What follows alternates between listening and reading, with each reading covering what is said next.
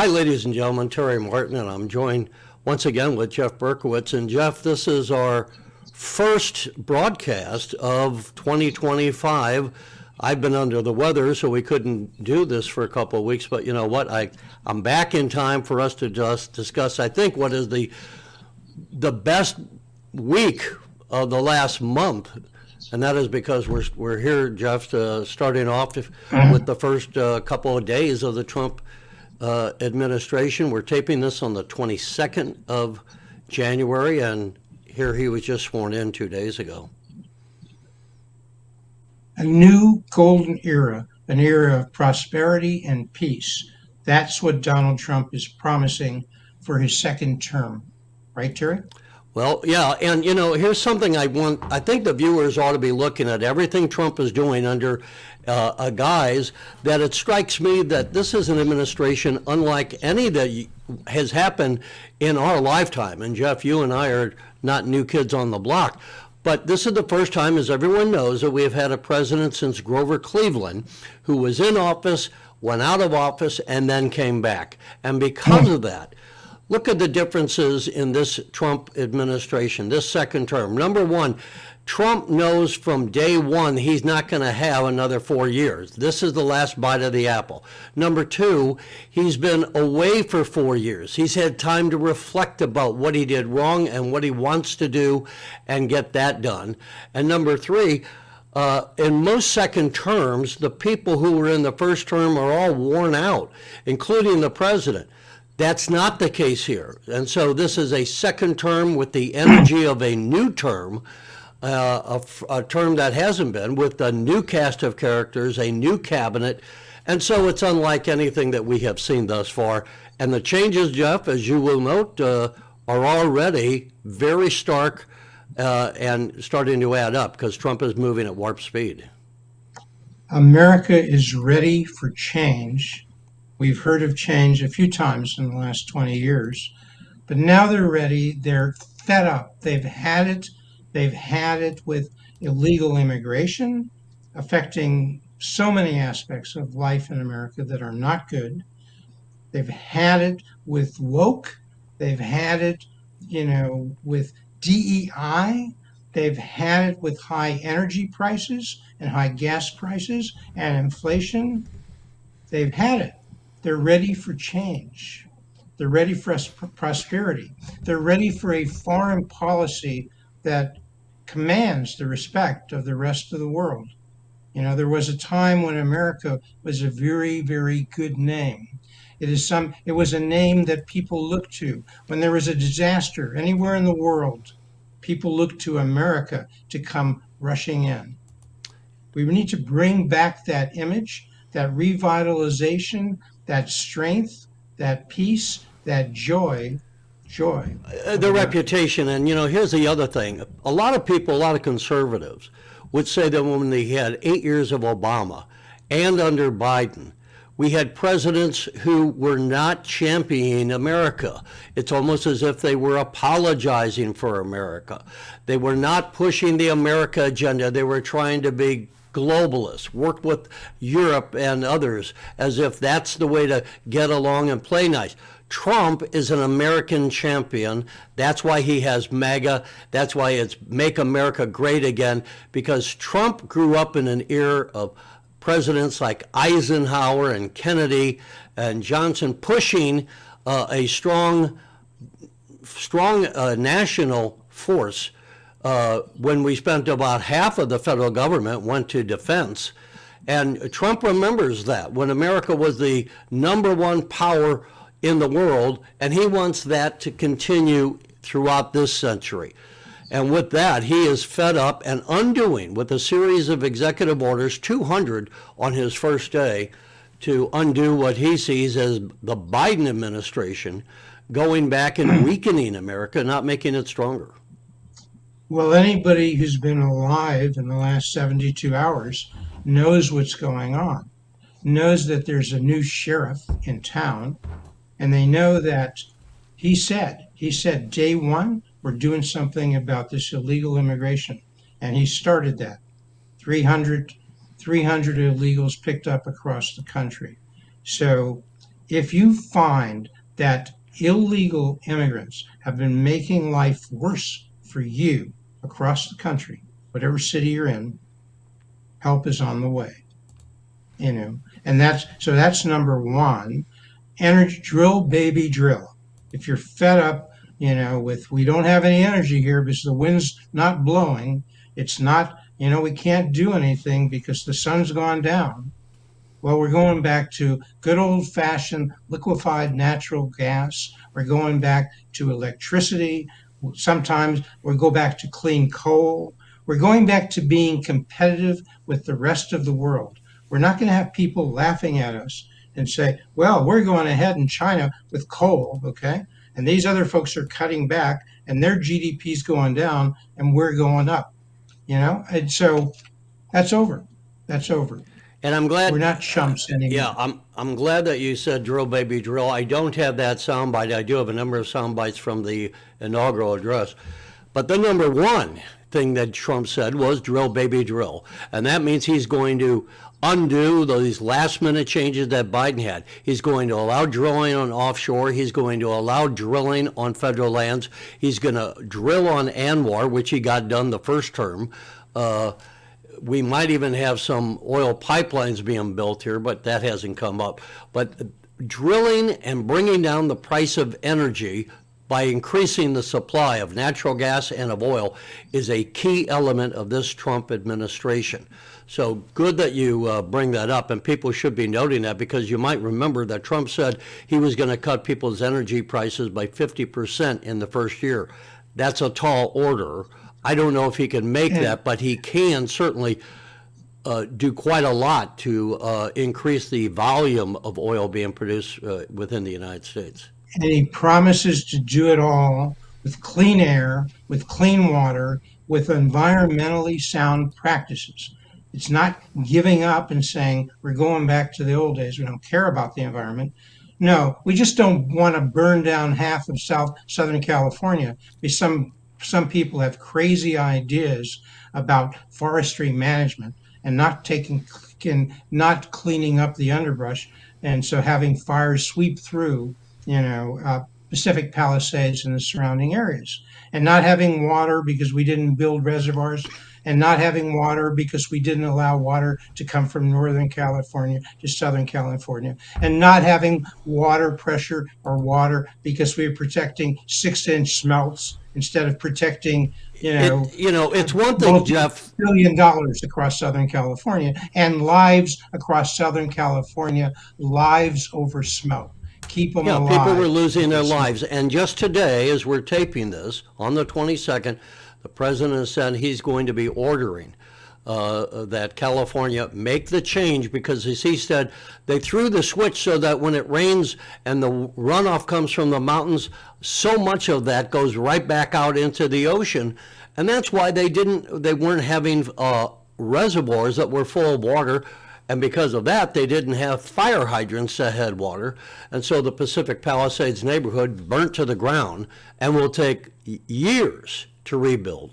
So this is, Jeff, as you bring up, this Trump, by the way, is going to be going out to LA on Friday. This is the kind of issue when, it's all esoteric until your home burns down, until your neighbor gets burned to death. Now, California, which has been solidly Democrat for decades, we'll have to see what political impact this is going to have when you have this kind of tragedy happening right in the heart of Los Angeles because Right. of these policies. Next time there's an election in Los Angeles, we may hear people say, we'd like our mayor, when they know it's been exceedingly hot weather, hot temperatures, and there's a danger of fires. Maybe our mayor won't go off to Ghana to celebrate something or other. To Maybe take a she'll be vacation. here She's not where the taking a mayor's supposed to vacation. be here. Maybe she'll be here where she's supposed to be taking command and doing something useful as opposed to blocking development.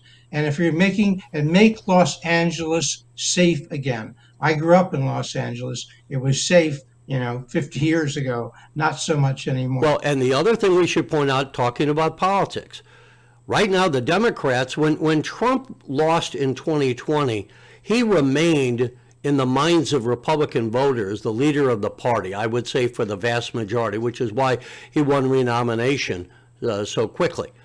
The Democrats now got thrown out of office. They lost both houses in the Congress, the House and the Senate, and they have no heir apparent. And those who thought that maybe Gavin Newsom would be, this could well be the political death knell for Gavin Newsom because of these fires that just happened in Los Angeles. We'll have to see. But as far as the Gavin Newsom record of achievement, it's certainly been damaged, his reputation. So that there are massive political implications of what has happened out in California, aside and coincidental to the start of the Trump era in office again.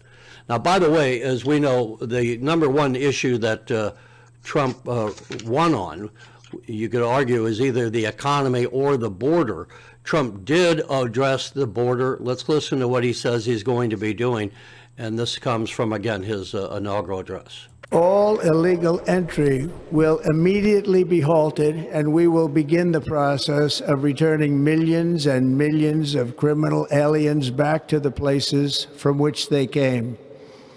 We will reinstate my Remain in Mexico policy.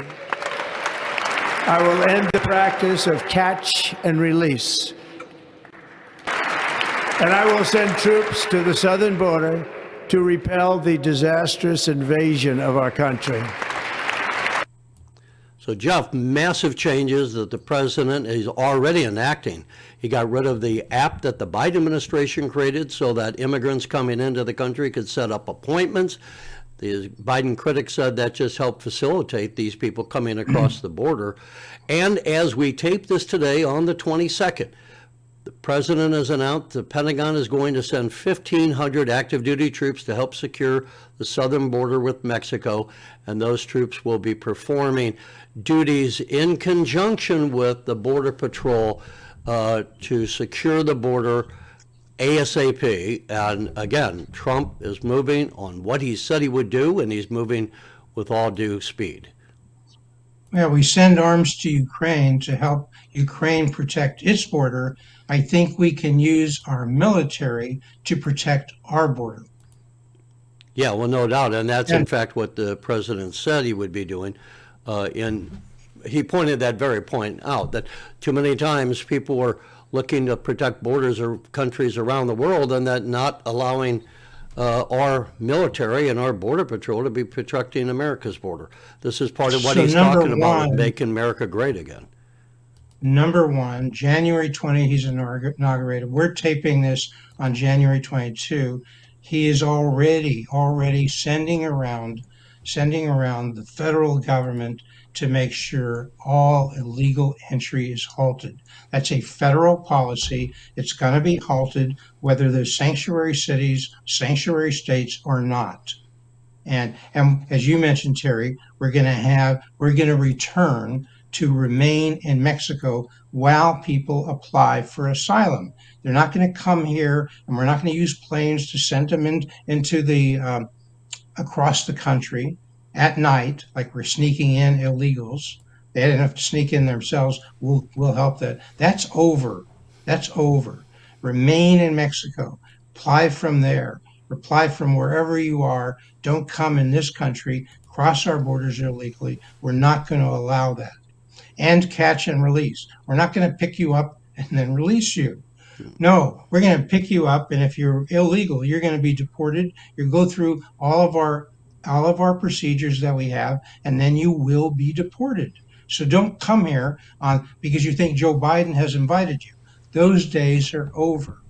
And we've already put, as you pointed out, troops to the border to enforce these things.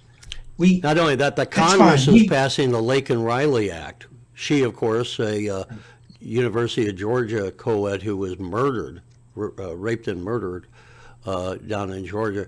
And so they're passing the Laken Riley Act in Congress. That'll be the first bill. It looks like that the president will sign into law. Yeah, it already passed yesterday, the Senate, and a third of the Democrats voted for it. So it was bipartisan. Some of these folks who are Democrat senators would like to remain a senator. 2 years, 4 years, 6 years later when they come up. This is a popular policy. People want to be safe. They don't want to have somebody come across who's a criminal to begin with, not just entering illegally, but having done something illegal. But we didn't vet them, so we didn't know. They do something illegal while they're here. They stay, and then finally they kill somebody, and then we get wise. Well, maybe we should do something. Not going to do that anymore. Jeff, I want to bring out a couple more sound bites from this. We talk about this week. It's only been really a day and a half so far of the Trump presidency. One of the things that he said he was going to do, and he's already started, is to end DEI, diversity, equity, and inclusion, and that from now on we will not be making any hiring decisions. He doesn't want it happening in corporate America either. No hiring decisions based upon somebody's gender or their race. Instead, he wants us to go back to being a colorblind society where you are hiring people based upon their competence, not the color of their skin. Let's take a listen. This week, I will also end the government policy of trying to socially engineer race and gender into every aspect of public and private life. We will forge a society that is colorblind and merit-based.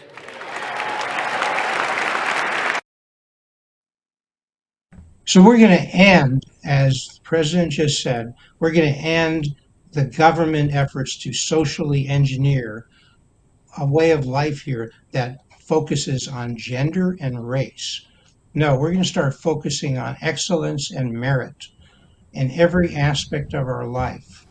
And certainly we're going to do that on the government side, and we're going to endeavor to persuade corporate entities, persuade them this is the way to go, and let them know we're not going to come after you if you don't emphasize race and gender. We want you to be legal. We don't want anybody discriminating on the basis of race, but we don't, and we mean that when we say no discrimination on the basis of race. If somebody is black or Hispanic or Asian, they're not going to be discriminated against because they are those things.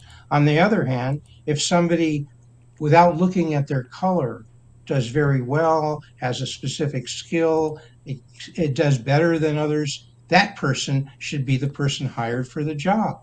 Be colorblind, be gender blind.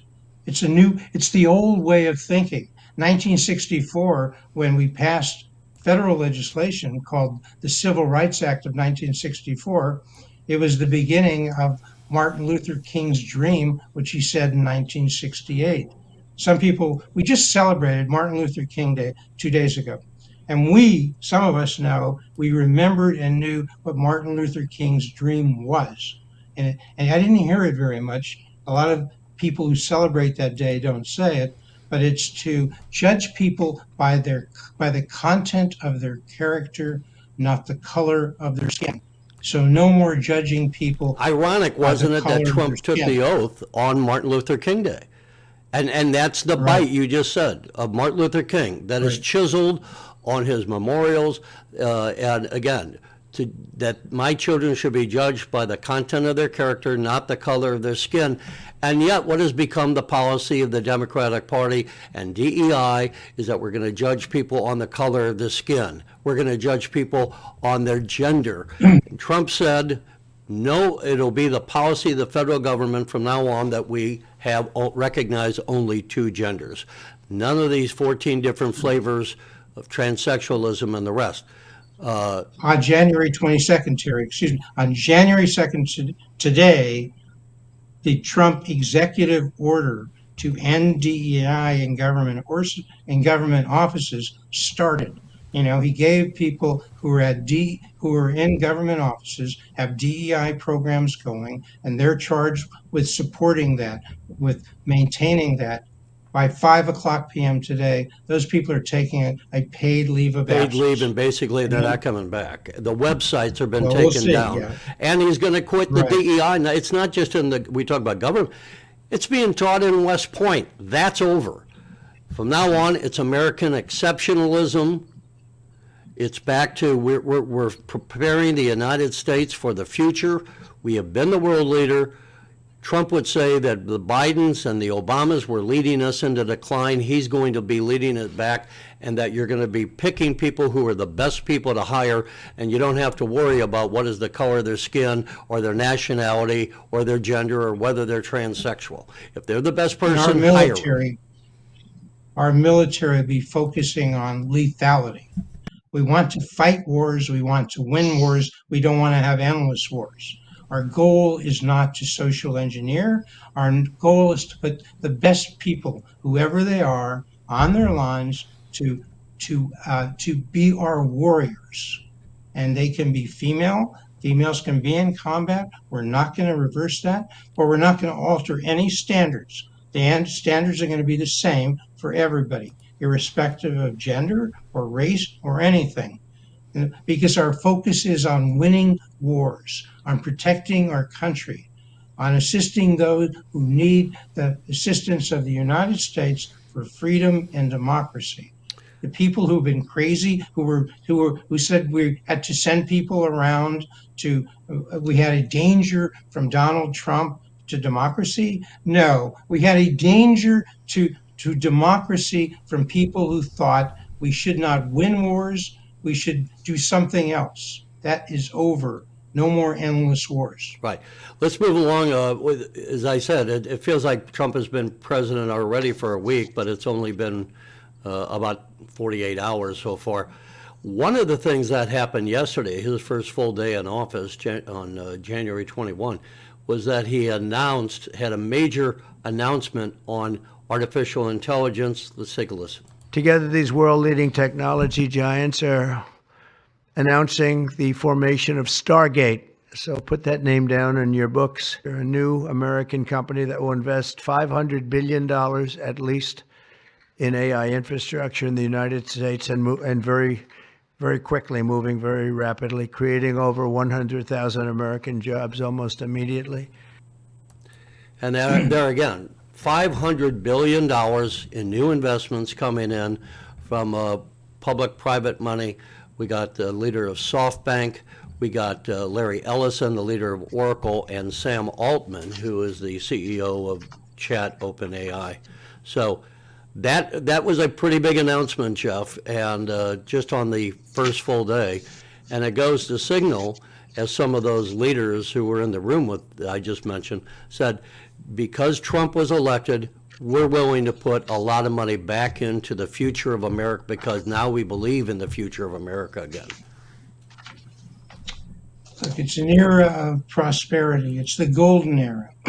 We're going to be relying on market forces. We're going to unleash the market forces in energy. Oil and gas, as I said before, drill, baby, drill. Again, do it safely. No oil spills in the ocean. We're going to have offshore drilling, but we're going to do it safely. And when you and when you do this, and we have all of this liquid gold underground, underwater, get it out. Don't make us rely on a bunch of other countries that don't have our best interests at heart. Don't drive, we don't have to be doing the work to send buyers to Russia to buy oil, okay? No, we want to make sure we have free markets producing as much energy as we can, so we're not relying on Iran and China and, the axis of evil. Iran, China, Russia, and North Korea. Know your bad guys, okay? Know how they operate. Talk to them. Yes, we have diplomacy, and we should have that. But don't design your domestic laws to make yourself reliant on bad guys. Jeff, I want to move on to a couple of things here, but one of them is let's note that we have two new United States senators. This does not change the balance of power, but this is John Husted. He was the lieutenant governor of Ohio. He is now the new senator. He replaces J.D. Vance, who of course now is the vice president of the United States. And then also we have Senator Ashley Moody, who was the attorney general of Florida, and she was just appointed to the position to fill the vacancy of Marco Rubio, who now, of course, is the U.S. Secretary of State. And we should have mentioned Trump did get already Marco Rubio approved 99-0 in the Senate. Right. Well, I'm glad you raised that because we only have a few minutes left. But we want to remind people already, as we speak today, already the Minority Leader Schumer in the Senate is busy doing what he can to slow down the beginning of the Trump second term. So they already are slowing down, even though there's no reason for Ratcliffe, former DEI, current appointment to be the CIA director. He came out of committee, I think, 14-3. Why is Schumer slowing it down? Because that's what he'd like to do. If he just instituted a rule that set up a program, it's take another 30 hours for at least for Ratcliffe to come before the Senate and for him to be confirmed and take over the CIA. I don't think they're going to tolerate that too long. If they allow that to go on with the rest of the nominees, I mean, Walz is going to be held up. The Kristi Noem at DHS will be held up. The whole government will be held up. I don't know if you plot this out. If you plot it out, Terry, it goes to the end of March. So they're not going to do it. If the Dems are going to do that, you're going to get recess appointments. Well, that's where I was going. I don't know if you've heard, but they're talking about if the Dems are going to be holding up things, then Trump may have the House go out of session for the purpose that he could then make recess appointments and put some people in these positions on a temporary basis until they were later actually confirmed for the job. But it would be a way of getting around the Chuck Schumer's foot dragging. Hopefully they don't have to do that. Hopefully Schumer goes ahead and confirms these people or tells his people not to be holding their feet, dragging their feet. Hopefully we're going to remind the Democrats there are three branches of government here. There's the executive, there's the judiciary, and there's the legislative branch. Let's let them all operate, Chuck. Let's do that, because if not, we're going to return to regular order, which you said you wanted, one way or the other. I mean, Trump is not going to fool around with you, Chuck. Get with the program or we're going to run over you. You know, Jeff, everyone knows too that we only have a second. I'm going to spring a surprise video on you here. But this is a video from the other day on the night that he was sworn in. This is the president back in the Oval Office, and he's signing these executive orders. But I have the audio down. But here, the president is handling, as we look at him now, handling questions from the media. And he, while taking signing all of these executive orders, he was taking questions from reporters and spoke to them off the cuff for 45 minutes. That is something we never saw Joe Biden do, nor ever was capable of him doing. You know, under Joe Biden, they had to pre-select the reporters' questions, approve those questions, and then write answers for the President of the United States because Joe Biden was so cognitively impaired. So, Terry, all our Democrat with a small d and a big D, Democrat friends, will be glad to hear there's going to be transparency in government. You know, you want a press conference, you're in the media, you want to find out what Trump has to say about it, just ask him. You don't have to worry that you're not pre-selected. You don't have to worry that there's no press conference. You'll get plenty of opportunities on the rope line just like before. He'll just talk to you face to face, a foot or two away. That's what he was. And what you just saw, folks, Trump was there signing the executive orders. A few feet away were the media asking questions, all Not spontaneous, pre-screened. all helpful. He didn't know what they're going to Yeah. ask. But Trump is confident enough. He'll take their questions and he'll give a response. And he knows the issues enough. He can just do that off the top of his head. So anyway, boys and girls, if you're out there and you're in journalism and you want to know how journalism is supposed to be practiced, don't listen to your teachers. Listen to Berkowitz and Martin, okay? We'll tell you. By the way, before we close out, we only got a couple of seconds. I'll just say it's good to be back. And folks, give us your comments. What do you think of the first couple of days of the Trump presidency? And the news is coming so fast and furious. Jeff and I could probably be doing this kind of a show every day, but we'll be staying on top of the story and bringing you more. So, Jeff, It's like, Terry, it's like trying to drink water out of a fire hydrant. yeah, but not in Talked about fire California. hydrants In California, before. there's no water in the fire Not hydrant. important, right. All right, folks, we'll That's say real goodbye tough, for yeah. now, and we'll see you next time.